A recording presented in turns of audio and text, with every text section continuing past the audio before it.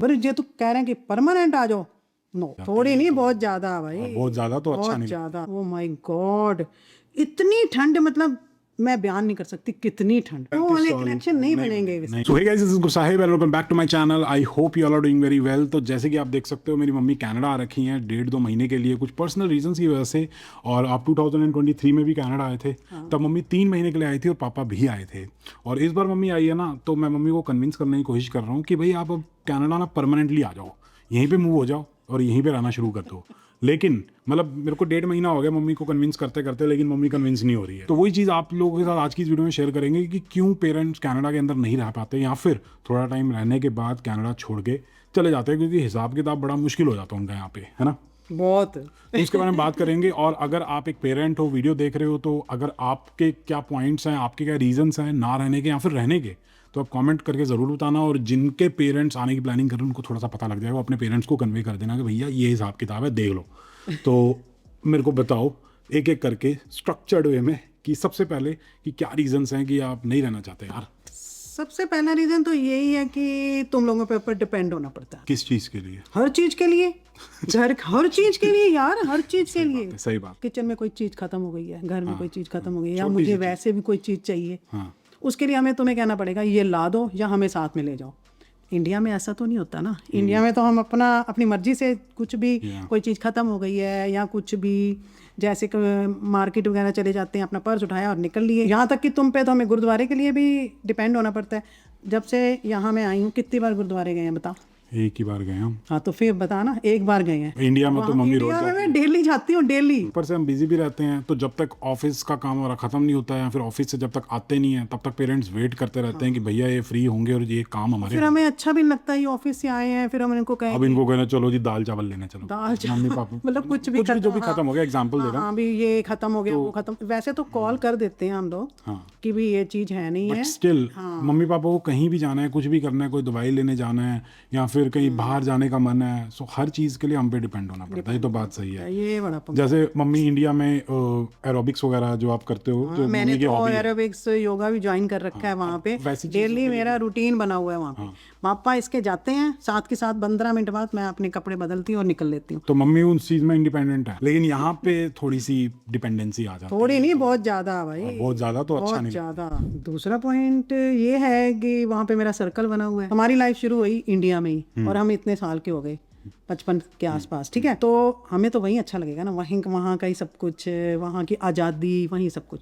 और तुम लोगों ने यहीं उसी टाइम पे, जैसे 25 साल की उम्र में जैसे तू आया है यहाँ पे, उस हिसाब से तुमने जिंदगी यहाँ पे स्टार्ट करी, तो तुम्हें यहाँ अच्छा लगेगा। रैशनल होकर बात करूँ तो बेसिकली कनेक्शंस बने हुए हैं। अब वो कनेक्शंस यहाँ पे बनाना बहुत ज़्यादा मुश्किल है। मतलब इतना टाइम लगा के आपने अपने रिलेशंस बनाए हैं, लोगों से वर्ता है, आस पड़ोस कितना कुछ होता है, तो उनके साथ एक दिल लगा होता है, तो वो यहाँ पे कनेक्शन बन जाएंगे, लेकिन वो दिल नहीं लगेगा, क्योंकि कनेक्शन नहीं, वो वाले कनेक्शन नहीं बनेंगे, नहीं बनेंगे, साहिब नहीं बनेंगे वो कनेक्शन, जो वो पॉसिबल नहीं है। तो उन्हीं के साथ मम्मी पापा को अच्छा लगता है, उन्हीं के साथ उठना बैठना, टाइम स्पेंड करना। मतलब ऑब्वियसली फ्रेंड्स तो बनेंगे, लेकिन वो फ्रेंड्स नहीं बनेंगे। वो बचपन के फ्रेंड, बचपन वाला ही होता है। जैसे हमारे 30 की उम्र में फ्रेंड बने हुए हैं, वो 20-20 साल पुराने फ्रेंड्स हैं। तो ये प्रॉब्लम है, वो यहाँ मिलेगा, चीज नहीं मिल सकती। मैं आर्ग्यू कर सकता हूँ मम्मी की, जब कन्विंस करने की कोशिश कर रहा हूँ कि भाई आप यहाँ पे भी सर्कल बना लो, लेकिन यहाँ पे बनना बहुत ज़्यादा मुश्किल है। फ़ोन आ गया देखो पापा का, इतना ज़्यादा मिस कर रहे हैं। पापा का फोन आया, 1 मिनट।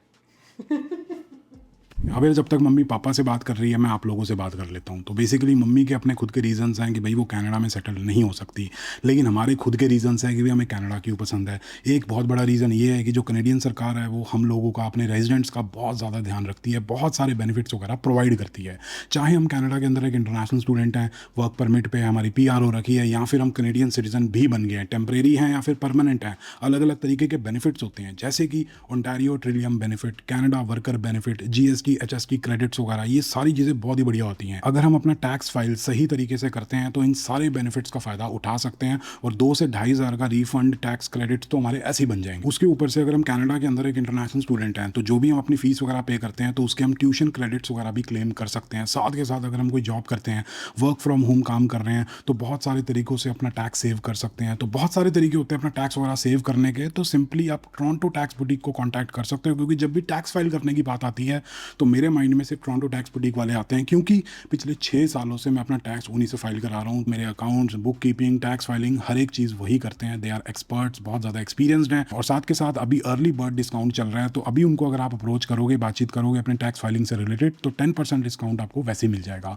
तो उनकी सारी की सारी जो कॉन्टैक्ट डिटेल्स हैं डिस्क्रिप्शन के अंदर दी हुई हैं, या फिर आपको स्क्रीन के ऊपर भी दिखाई दे रही होंगी, तो उनको आप कॉन्टैक्ट कर सकते हो और बढ़िया तरीके से अपना टैक्स वगैरह फाइल करवा सकते हो। बाकी अब मम्मी की वेट करते हैं। तीसरा पॉइंट ये भी है, यहाँ ना वो शांति बड़ी है। मेरे को अभी अगर हम यहाँ पे 5 सेकंड के लिए चुप हो जाना है, आपको कुछ भी सुनाई नहीं देगा, कुछ नहीं सुनाई देगा। हमारे इंडिया में क्या होता है, जहाँ पे हम रहते हैं, गली जैसे मोहल्ले में रहते हैं, हाँ। वहाँ पे वैसे तो अब तो ठंड है, पर ठंड में भी दोपहर में बच्चे खेल रहे होते हैं गली में। हाँ जी। मुझे ना मतलब अच्छा लगता है शोर शराबा थोड़ा बहुत। कई लोग तो कहते हैं ना नहीं शांति होनी चाहिए, मेरे को इतनी शांति भी नहीं पसंद कि भाई पिन ड्रॉप साइलेंस होता है। हाँ, इतनी शांति नहीं पसंद थोड़ा। और अच्छा, आपको पता ही है इंडिया में क्या होता है, जैसे दोपहर के टाइम पे कभी सब्जी वाला आ रहा है, सब्जी वाले की आवाज़, एक सुबह सब्जी वाला आ रहा है, एक शाम को सब्जी वाला आ रहा है, आवाज़ें आ रही हैं। और भी आपको पता है आते रहते हैं कोई ना कोई, और भी अलग अलग टाइप की आवाज़ें आती हैं। हाँ, नहीं वैसे भी आते जाते रहते हैं। मतलब क्या क्या आते हैं, बर्तन वाली आ रही है, पता नहीं क्या, मतलब आवाज़ें आती हैं। Street hawkers.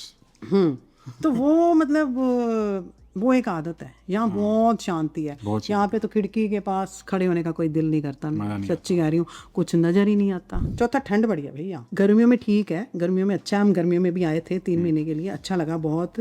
लेकिन स्टिल ठंड होती थी, गर्मी आती फिर भी ठंड होती थी। मतलब गर्मी में भी शाम को हमें जैकेट पहननी पड़ रही है। जैकेट साथ लेके जा रहे हैं, अभी शाम हो जाएगी तो ठंड हो जाएगी। अगर आपको गाड़ी से बाहर निकलना है तो आपको। और ऐसा नहीं कि ये मम्मी अल्बर्टा की बात कर रही है, ओंटारियो की बात कर रही है। ओंटारियो में पहले ओंटारियो में तो आए थे हम। सुबह सुबह ग्रोसरी आई, ठीक है, गुरु साहिब ने मुझे कहा, कहता मम्मी ग्रोसरी आई है तो जरा आप दरवाजे से ना और कुछ मत उठाना, बाकी सामान है, बस सिर्फ दूध उठा लो, 2 बोतल दूध पड़ी हैं, वो उठा लेना। मैंने कहा ठीक है। मैं तो अपने रूम में अभी सुबह सुबह टाइम था, लेटी हुई थी। मैंने कहा चल, मैं जैसे बैठी हुई थी वैसे उठ के चली गई, दरवाजा खोला, ओ माय गॉड, इतनी ठंड, मतलब मैं बयान नहीं कर सकती कितनी ठंड। कितनी देर तो मैं ऐसे खड़ी रही हूँ ऐसे करके। अब ठंड की प्रॉब्लम ये है कि मम्मी पापा लेयरिंग भी कर लेना, जैकेट जूकेट डाल ली सारे को, फिर भी ठंड लगती है उन्हें। ठंड लगती है। और एक और प्रॉब्लम ये है कि फिर उसकी ठंड की वजह से, जो कि एक सब्सटेंशियल अमाउंट के लिए होती है कि भाई लंबे टाइम के लिए, तो पेरेंट्स ना घर के अंदर ही कैद खो के रह जाते हैं, बाहर जा नहीं सकते, सैर नहीं कर सकते, कहीं भी नहीं जा सकते खुद से। और ऊपर से चलो ठंड ना भी हो, अगर मतलब थोड़ा मौसम ठीक हो गया, स्नो पड़ी होती है, तो अब पैदल फिर चलना। गई तो थी थोड़े दिन पहले। मैंने कहा चल, मैं दूसरी जैकेट इसकी पहन गई, गर्म वाली जैकेट, शूज़, ग्लव्स, कैप सब पहन ली। ठंडी लगी मुझे, लेकिन बाहर सैर करने का हाल था, इतनी स्नो, मेरे पैर अंदर धसी जा रहे हैं, चला ही नहीं जा रहा था। अब हमें आदतें पड़ गई हैं, हम पार्ट टाइम जॉब से आते थे, ऐसी स्नो के अंदर आते थे, हमें कोई दिक्कत नहीं होती। लेकिन पेरेंट्स को हैबिट नहीं, वो कहते हैं कि हमें क्या जरूरत है इतना परेशान होने की। क्यों हो यहाँ पे हाउस हेल्प नहीं है? नहीं है, मतलब है लेकिन बहुत महंगी है। मैंने तो देखा नहीं, हमारे जितने भी रिलेटिव है यहाँ पे, किसी के भी नहीं है।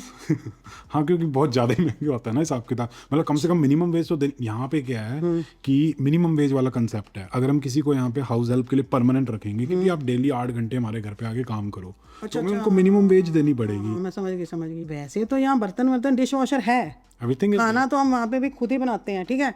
मेन जो सफाई का काम है, इंडिया में क्या होता है, हाउस हेल्प होती है, लाइक बर्तन हो गए या फिर कपड़े हो गए या फिर कुछ भी हो गया, व्हाटएवर, तो अपने हिसाब से बंदा लगवा सकता है हाउस हेल्प। लेकिन यहाँ पे तो लगवा सकता है, लेकिन महंगा हिसाब किताब। मैं नहीं कहता यहाँ पे नहीं है, यहाँ पे क्लीनिंग सर्विसेज भी होती हैं, हर टाइप की सर्विस आप अवेल कर सकते हो, लेकिन वो बहुत महंगी पड़ती है। आम आदमी जो हम मेरे जैसे मिडिल क्लास हैं, उनके लिए रेगुलर बेसिस पे अफोर्ड करना थोड़ा सा मुश्किल है। गंद वंद ज़्यादा नहीं पड़ता तुम्हारे? वैसे तो साफ है, फिर भी पता नहीं ऐसे लगता है कि हेल्प चाहिए होती है थोड़ी बहुत, कई बार जरूरत पड़े तो भी नहीं है। तो भी हाँ, दिक्कत वाली चीज़ है, तो इसलिए उनको वो बहुत ज़्यादा मिस होता है। ये भी मिस आते थे और हेल्प करते थे। और एक और रीज़न मम्मी बता रही थी कि भाई यहाँ पे ना फेस्टिवल्स का हिसाब किताब मम्मी को पसंद नहीं। पेरेंट्स को ऑब्वियसली दिवाली, लोहड़ी होगी, होली होगी, वो चीज़ें सेलिब्रेट करनी है। अभी मम्मी लोहड़ी का बता रही थी। क्या लोहड़ी का? हाँ, मैंने इसको कहा लोहड़ी नहीं बनानी। कहता मम्मी बनाएंगे कहाँ? लोहड़ी बनाने का मतलब तो यही हो ना, वो जो हम जलाते हैं, हाँ ना, कहता जलाएंगे बाहर। तो इतनी ठंड थी उस दिन, बहुत ठंड थी, आपको पता ही है। और स्नो पैक है, पूरा स्नो से भरा हुआ था। हाँ, स्नो से भरा हुआ था। 13 जनवरी को वहाँ यहाँ पे जला ही नहीं सकते थे। और वहाँ पे इंडिया में पता क्या होता है, हमारी गली में तो तकरीबन 5, 6, 7 घर ऐसे हैं जो हर बार जलाते हैं और हमारी भी आदत है। चाहे कोई हमारी special ये नहीं है कि हमारा कोई बच्चा हुआ है या शादी हुई तो जलानी, हमारा रूटीन है कि हमने जलानी ही जलानी है। और वहाँ हम फिर बैठते हैं, बड़ा अच्छा लगता है। फिर काफ़ी घरों के जली होती हैं, वो सब इकट्ठे हो जाते वो हैं। सारे कई बार इकट्ठे हो जाते हैं हम, और वो ढोल वाले भी आ जाते हैं वहाँ पे, ढोल वाले आ जाते हैं, वो नाचना गाना भी हो जाता है साथ के साथ। हाँ, तो वो मतलब एक इंजॉय सा होता है और ये कि तो सिर्फ हाँ, लोहड़ी की त्योहार बात है, होगी। ये त्योहार है। हाँ, जैसे लोहड़ी होगी, दिवाली, लोहड़ी, दशहरा, दिवाली, दशहरा तो नहीं, खैर दिवाली और होली। होली पे अब तो नहीं खेलते हम लोग, पर हम अपनी छत पे चले जाते हैं और लोगों को देखते हैं कैसे खेल रहे हैं, गुब्बारे वगैरह मारे। मतलब एक अच्छा लगता है, लोग छतों पे चढ़े हुए हैं। यहाँ तो छत ही नहीं है, यहाँ पे तुम्हारे यहाँ तो छत छत ही नहीं है। मैं एक दिन मैं सोच रही थी ये गल, मैं कहा यहाँ पे तो छत भी नहीं है कि बंदा छत पे चला जाए, कुछ भी नहीं है। True true. ये चीज भी हम मिस करते हैं भाई। बट आप गर्मियों में आओगे तो आप बैक यार्ड में पीछे आराम से बैठना, आराम से हाँ, तो बारबेक्यू बड़ा मजा वगैरह, आएगा, हाँ। बहुत मजा आएगा। बढ़िया घास में ऐसा लगेगा पार्क में हो आप। हाँ ये तो है, मैंने देखी तो थी तुम्हारे जब है ना? गर्मियाँ, हाँ गर्मियों की जब तुम्हारी बैकयार्ड में देखा। लेकिन वो फिर वो इंडिया वाली बात को मैच नहीं कर पाता वो पेरेंट्स। वो भी 2 महीने के लिए ठीक है बस। बैकयार्ड का जैसे कह रहा है ना, गर्मियों में आओगे तो ठीक है, 2 महीने के लिए ठीक है। पर ये तो कह रहे हैं कि परमानेंट आ जाओ, नो। बाकी यहाँ पे एक चीज ये अच्छी है कि यहाँ पे ना पोल्यूशन नहीं है, पोल्यूशन नहीं है, पोल्यूशन के कारण कोई बीमारी नहीं है।